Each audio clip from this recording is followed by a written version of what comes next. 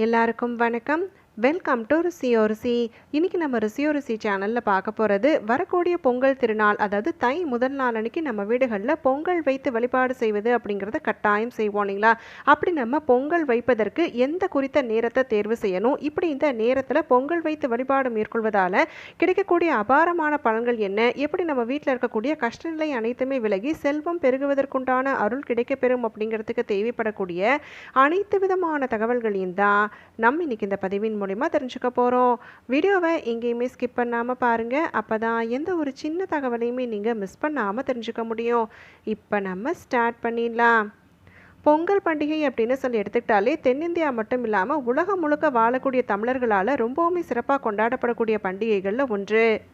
இந்தியாவிலே பார்த்தீங்க அப்படின்னு சொன்னால் பல்வேறு மாநிலங்களில் பல்வேறு பெயர்களால் இந்த பொங்கல் பண்டிகையானது கொண்டாடப்படுது. வட இந்தியாவில் இந்த குறிப்பிட்ட திருநாளை அறுவடை திருநாள் அப்படின்னு சொல்லுவாங்க, சங்கராந்தி அப்படின்னு சொல்லுவாங்க.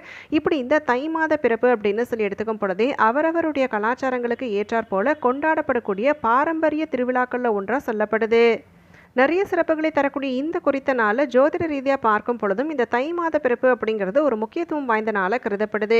சூரிய பகவான் வடக்கு நோக்கி பயணிக்கக்கூடிய துவக்கமான காலமாக தான் இந்த ஒரு தை மாதமானது பார்க்கப்படுது. சூரிய பகவான் தனுசு ராசியிலேருந்து மகர ராசிக்குள்ளே நுழையக்கூடிய நாளையே மகர சங்கராந்தி அப்படின்னு சொல்லி நம்ம கொண்டாடுறோம். இந்த குறிப்பிட்ட நாளன்னைக்கு மகர நட்சத்திரமும் தோன்றக்கூடிய காரணத்தால் இந்த குறிப்பிட்ட நாள் அப்படிங்கிறது ரொம்பவுமே ஒரு தனி சிறப்பு வாய்ந்த நாளாக கருதப்படுது. தேவர்களுடைய உத்தராயண காலம் துவங்கக்கூடிய காலமும் பார்த்தீங்கன்னா இந்த தை மாதம் தான். இப்படி இந்த நாளில் நம்ம எந்த குறித்த நேரத்தில் பொங்கல் வைத்து வழிபாடு மேற்கொள்ளணும், பழையிலிட்டு வழிபாடு செய்யும் பொழுதே ஆண்டு முழுவதுமே செல்வ செழிப்பு ஏற்படணும் அப்படின்னு சொல்லும் பொழுது பின்பற்ற வேண்டியது என்ன அப்படிங்கிறத இப்போ ஒன்றொன்னா பார்த்துக்கலாம். நம்மளுடைய முன்னோர்கள் வாழ்ந்த காலத்தில் ஒவ்வொரு தமிழ் மாதத்தினுடைய முதல் நாளும் பார்த்தீங்கன்னா ஒரு முக்கியத்துவம் வாய்ந்த நாளாக கருதப்பட்டது. காலப்போக்கில் இந்த வழக்கம் மறைந்து இப்போ இருக்கக்கூடிய காலகட்டத்தில் பார்த்தீங்கன்னா சித்திரை முதல் நாள், ஆடி முதல் நாள், கார்த்திகை முதல் நாள், தை மாதத்தினுடைய முதல் நாள், இப்படி குறிப்பிட்ட மாதங்கள் தான் ரொம்பவுமே ஒரு விசேஷம் கருதிய மாதமாக பார்க்கப்படுது. இந்த நாள் இன்னைக்கு முக்கிய விழாக்கள் அனைத்துமே சேர்வதோடு மட்டும் இல்லாமல் விரத நாளாக கொண்டாடுவது அப்படிங்கிறது இன்றளவும் நிறைய பேருக்கு வழக்கமாக இருக்கு. பொங்கல் திருநாள் அப்படின்னு சொல்லி எடுத்துக்கிட்டாலே குளிர்காலம் முடிந்து வசந்த காலத்தை வரவேற்கும் விதமாகவும் உழவுக்கு முக்கிய ஆதாரமாக விளங்கக்கூடிய சூரியன், மாடி இவற்றிற்கு நன்றி செலுத்தி வழிபாடு செய்யக்கூடிய திருநாளாகவும் கருதப்படுது. பொங்கல் பண்டிகையை பொறுத்த வரைக்கும் 4 நாட்கள் கொண்டாட்டம் அப்படிங்கிறது தான் வழக்கமாக இருக்கு. போகியில தொடங்கி காணும் பொங்கல் வரைக்கும் 4 நாட்கள் கொண்டாடுவது அப்படிங்கிறத செய்யறோம். அதாவது முதல் நாள் ஜனவரி 13ஆம் தேதி போகி பண்டிகையாகவும், ஜனவரி 14ஆம் தேதி தை திருநாள், தை முதல் நாளாகவும், ஜனவரி 15ஆம் தேதி மாட்டு பொங்கலாகவும், ஜனவரி 16ஆம் தேதி நமக்கு காணும் பொங்கல் அப்படின்னு சொல்லி கொண்டாடுறோம். இந்த 4 நாள் கொண்டாட்டத்தில் எல்லா நாட்களுமே நம்ம செய்யலை அப்படின்னு சொன்னால் கூட இந்த தை பொங்கல் அப்படின்னு சொல்லும் பொழுது, அதாவது தை முதல் நாள் கொண்டாடக்கூடிய பொங்கல் திருநாள் அப்படின்னு சொல்லும் பொழுது அனைவருமே செய்யக்கூடிய ஒன்று தான். இப்படி இந்த பொங்கல் பண்டிகை நாளன்னைக்கு நம்ம ராகு காலம், யமகண்டம், இப்படி இந்த நேரங்களில் பொங்கல் வைப்பது அப்படிங்கிறத செய்யக்கூடாது. அந்த நேரத்தில் நம்ம பொங்கல் வைப்பதை கட்டாயம் தவிர்ப்பது அப்படிங்கிறத செய்யணும். சரி, எப்போ நம்ம பொங்கல் வைக்கணும் அப்படின்னு சொல்லி பார்த்தீங்கன்னா 3 குறித்த நேரங்கள் சொல்கிறேன். எது உங்களுக்கு சரி வரும்னு நினைக்கிறீங்களோ அந்த குறித்த நேரத்தில் பொங்கல் வைப்பது அப்படிங்கிறத செய்துக்கலாம். பொங்கல் வைப்பதற்கு ஒரு உத்தம நேரம் அப்படின்னு சொல்லி பார்த்தீங்கன்னா காலையில் 7:30 காலையில் 9 மணிக்குள்ளே பொங்கல் வைப்பது அப்படிங்கிறத செய்துக்கோங்க. இதை நம்ம எல்லாருமே செய்யலாம். இப்போ உங்களுக்கு தொழில் விருத்தி ஆகணும், நல்ல ஒரு செல்வ செழிப்பு வேணும் அப்படின்னு சொல்லும் பொழுது லாப நேரம் அப்படின்னு சொல்லி ஒன்று இருக்குது. அப்படி அந்த லாப நேரம் பொங்கல் திருநாளன்னைக்கு என்னைக்கு வருது அப்படின்னு பார்த்தீங்கன்னா காலையில் 10:30 மதியம் 12 மணி வரைக்குமே இந்த குறிப்பிட்ட லாப நேரம் அப்படின்னு சொல்லப்படக்கூடிய நேரம் வருது. இந்த நேரத்தில் பொங்கல் வைக்கும் பொழுது தொழிலில் விருத்தி ஆகணும் அப்படின்னு சொல்லும் பொழுதும், வீட்டில் ஏற்படக்கூடிய கஷ்டநிலை அனைத்துமே விலகணும் அப்படின்னு சொல்லும் பொழுதும் கண்டிப்பாக இந்த நேரத்தில் பொங்கல் வைத்து வழிபாடு மேற்கொண்டாலே நிச்சயமாக இந்த ஆண்டு நமக்கு லாபகரமான ஆண்டாய் அமையும் அப்படின்னு சொல்லி நம்பப்படுது. அடுத்ததாக பார்த்தீங்க அப்படின்னு சொன்னால் அமிர்த நேரம் அப்படின்னு சொல்லி ஒன்று இருக்குது. கூடுமான வரைக்குமே லாப நேரத்தில் நீங்கள் பொங்கல் வைப்பது அப்படிங்கிற விஷயங்கள் அனைத்துமே செய்து முடிச்சிடுங்க. ஒன்றுமே சரிப்பட்டு வரலை, நேரம் மொத்து வரலை அப்படின்னு சொல்லக்கூடியவர்கள் மட்டும் இந்த அமிர்த நேரம் அப்படின்னு சொல்லப்படக்கூடிய மதியம் 12 மணிலேருந்து 1:30 மணிக்குள்ளே நீங்கள் பொங்கல் வைப்பது அப்படிங்கிறத செய்துக்கலாம். அதே போல் சூரிய ஹோரை, சுக்கிரஹோரை, குருஹோரை, இப்படி இந்த நேரங்கள் பார்த்து நம்ம பொங்கல் வைப்பது அப்படிங்கிறது ரொம்ப ரொம்ப சிறப்பு. சரி, இந்த நாளில் சூரிய ஹோரை எப்போ வருது அப்படின்னு பார்த்தீங்கன்னா அதாவது தை முதல் நாள் செவ்வாய்க்கிழமை நாளன்னைக்கு வரக்கூடிய சூரிய ஹோரை நேரம் அப்படின்னு சொல்லி பார்த்தா காலையில் 7 மணிலேருந்து 8 மணி வரைக்கும் இருக்குது. அதே போல் சுக்கிரஹோரை அப்படிங்கிறதும் காலையில் 8 மணிலேருந்து 9 மணி வரைக்கும் இருக்குது. தொடர்ந்து குருஹோரை நேரம் பார்த்தீங்கன்னா மதியம் 12 மணிலேருந்து 1 மணி வரைக்கும் இருக்குது. இப்படி இந்த குறிப்பிட்ட 1 மணி நேரத்தை கூட நீங்கள் தேர்வு செய்து பொங்கல் வைப்பது அப்படிங்கிறத செய்துக்கலாம். ஆனால் கூடுமான வரைக்குமே லாப நேரத்தில் பொங்கல் வைப்பது அப்படிங்கிறது ரொம்பவுமே சிறப்பான பலன்களை பெற்றுத்தரும். சரி, பொங்கல் வைப்பதற்குண்டான நேரம் பார்த்தாச்சு இல்லைங்களா? இப்போ அடுத்ததாக பொங்கல் நம்ம எப்படி வைக்கணும், எந்த குறித்த விஷயங்கள் அனைத்துமே கடைபிடித்து பொங்கல் வைக்கும் பொழுது செல்வ செழிப்பானது ஏற்படும் அப்படிங்கிறதையும் தெரிஞ்சுக்கலாம். புது மண்பானை இருக்குது அப்படின்னு சொன்னால் நீங்கள் வாங்கி பயன்படுத்துவது அப்படிங்கிறது செய்திருங்க. நீங்கள் முன்கூட்டியே புது மண்பானையை வாங்கிட்டு அதை நீங்கள் சரிவர பயன்படுத்தக்கூடிய நிலைக்கு கொண்டு வந்து பொங்கல் திருநாள் அன்னைக்கு பொங்கல் வைப்பது அப்படிங்கிறத செய்துக்கலாம். இல்லை நீங்கள் பித்தளை பொங்கல் பானை வைத்திருக்கிறீங்க அப்படின்னு சொல்லும் பொழுது அதை சுத்தப்படுத்தி எடுத்துக்கொள்வது அப்படிங்கிறத செய்திடணும்.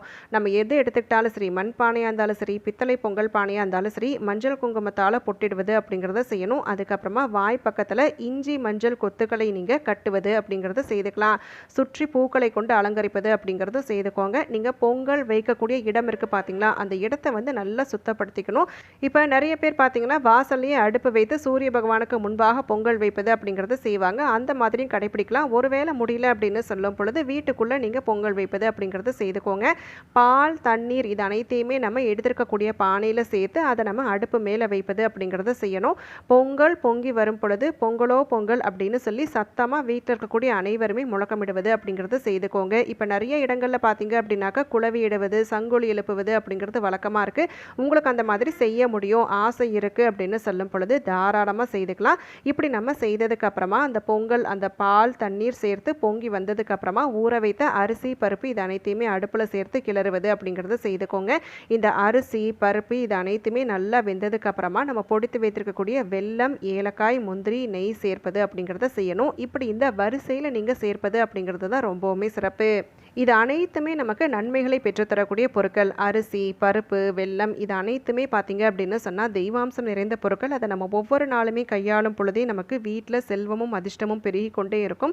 அப்படி அந்த விதத்தில் தை முதல் நாள் அன்னைக்கு நம்ம இப்படி அனைத்து பொருட்களையுமே சேர்த்து பொங்கல் வைத்து வழிபடுவது அப்படிங்கிறது நமக்கு அபாரமான பலன்கள் அனைத்தையுமே பெற்றுத்தரும். சரி, இப்போ நம்ம பொங்கல் வைத்து முடிச்சாச்சு. பூஜைக்கு எப்படி நம்ம தயாராகணும் அப்படின்னு பார்த்தீங்கன்னா, இப்போ நம்ம தயார்படுத்திருக்கக்கூடிய சர்க்கரை பொங்கல், கரும்பு இவற்றோடு நம்ம கட்டாயம் பார்த்தீங்கன்னா ஒரு 5 கிண்ணங்கள் எடுத்துக்கிட்டு இதில் நான் சொல்லக்கூடிய பொருட்கள் அனைத்தையுமே சேர்த்து வைப்பது அப்படிங்கிறத செய்யணும். என்ன மாதிரியான பொருட்கள்னு கேட்டிங்கன்னா, கல்லுப்பு, துவரம்பருப்பு, வெல்லம், பச்சரிசி, நெல் இருக்குது அப்படின்னு சொல்லும் பொழுது நெல் வைத்து வழிபடுவது அப்படிங்கிறத செய்துக்கலாம். இல்லை பச்சரிசியே போதுமானதாக இருக்கும். இது கூட ஒரு கிண்ணத்தில் நல்ல சில்லறை நாணயங்கள் இது அனைத்தையுமே நம்ம வைத்து வழிபடுவது அப்படிங்கிறது ரொம்ப ரொம்ப சிறப்பு. ஏன்னா இவை அனைத்துமே பார்த்திங்கன்னா மகாலட்சுமி தாயார் வாசம் செய்யக்கூடிய பொருட்களாக கருதப்படக்கூடிய காரணத்தால் இப்படி இந்த பொருட்களை நம்ம தை முதல் நாள் அன்னைக்கு வீட்டு பூஜை அறையில் பூஜை செய்யும் பொழுது வைத்து வழிபட்டாலே கட்டாயம் வீட்டில் செல்வம் பெருகுவதற்குண்டான அருள் கிடைக்கப்பெறும் அப்படிங்கிற ஒரு ஐதீகமும் இருக்குது. இப்படி நம்ம பொங்கல் வைத்ததுக்கு அப்புறமா வாழை இலையில் பரப்பி சர்க்கரை பொங்கல், பாயாசம், வடை, கரும்பு இப்படி எல்லா விதமான பழங்கள் அனைத்தையுமே வைத்து வழிபாடு செய்து பூஜையை நிறைவு செய்து கொள்வது அப்படிங்கிறத செய்துக்கோங்க. பூஜை நிறைவு செய்ததுக்கு அப்புறமா வீட்டில் இருக்கக்கூடிய சின்ன பிள்ளைகள் இருக்கிறாங்க அப்படின்னாக்கா முதல்ல அவங்களுக்கு வந்து அந்த சர்க்கரை பொங்கலை கொடுத்துட்டு அதுக்கப்புறம் வீட்டில் இருக்கக்கூடிய அனைவருமே பகிர்ந்து உண்பது அப்படிங்கிறது ரொம்பவுமே சிறப்பு. இப்போ நான் சொன்ன விஷயங்கள் அனைத்துமே நினைவில் வைத்து இந்த தை திருநாளை நீங்கள் சிறப்பான முறையில் வரவேற்று எல்லா விதமான வளங்களும் நலங்களும் பெற்று நல்ல ஒரு ராஜயோகத்தோடு வாழணும் அப்படின்னு சொல்லி நானும் உங்களுக்காக மனதார வேண்டிக்கிறேன். இந்த பதிவை நான் இதோடு இங்கே நிறைவு செய்கிறேங்க. நாளைக்கு மறுபடியும் ஒரு பயனுள்ள பதிவோடு உங்களை நான் சந்திக்கிறேன். அது வரைக்கும் நன்றி, வணக்கம்.